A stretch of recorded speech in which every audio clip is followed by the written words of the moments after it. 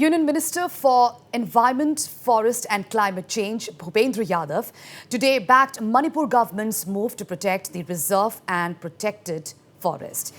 Well, Yadav, who arrived in Imphal yesterday ahead of 100th episode of Prime Minister Narendra Modi's Mann Ki Baat program, also pointed out that ownership of forest lies with the state and it is the duty of the state government to ensure protection of reserve and protected forest. This reserve and protected forest, people do have a lot of confusion in this, whether it comes to state subject, center subjects. When it comes to the protection, sir, do you think that the state do have their own capacity to protect it, sir? Forest land की ownership हमेशा state की रहती है।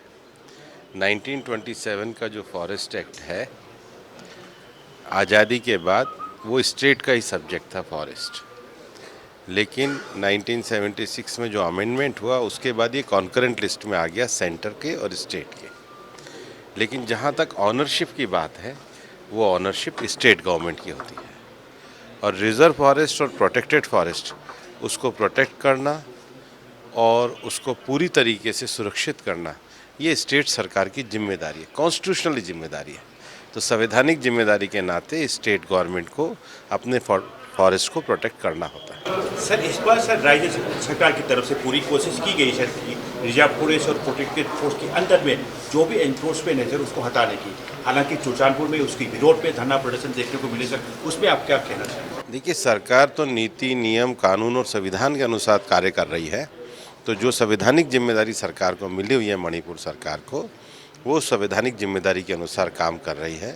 पर्यावरण को बनाए रखना, वनों का संरक्षण करना, सरकार इस जिम्मेदारी को पूरी सक्षमता के साथ निभा रही है। आखिरी सवाल सर, आप सर, एक तो सर मणिपुर में भारी मात्रा में सर पॉपी कल्टीवेशन सर सरकार की तरफ से sir war on drugs sir मुहिम चला हुआ है सर, दोनों को सर आप किस तरह देखते हैं? देखिए, हमारी सरकार तो नशे के खिलाफ है और जो भी तत्व नशे में, मादक पदार्थों में लगे हुए हैं उसके खिलाफ सरकार जो कार्रवाई कदम उठा रही है वो ठीक कदम उठा रही है। जहाँ तक प्रदेश के विकास की बात है, रोजगार, स्वास्थ्य, शिक्षा, सड़क और कुल मिलाकर लोकल हैंडीक्राफ्ट वगैरह को प्रोत्साहन देने में मणिपुर सरकार लगी हुई है।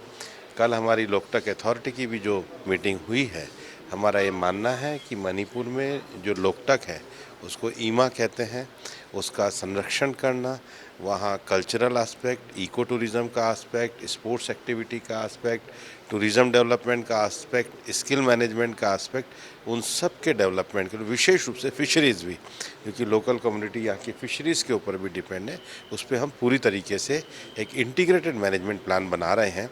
ये प्रधानमंत्री जी ने जो अमृत धरोहर डिक्लेयर करी हैं, उस 75 अमृत धरोहर में हमारी रामसर साइट्स में लोकटक आती है और इसलिए उसको हर तरीके से आगे बढ़ाने के लिए हम पूरी तरीके से कमिटेड हैं। Thank you. It may be mentioned that protests had erupted in state's Churachandpur district over the issue of eviction from forest lands, among others.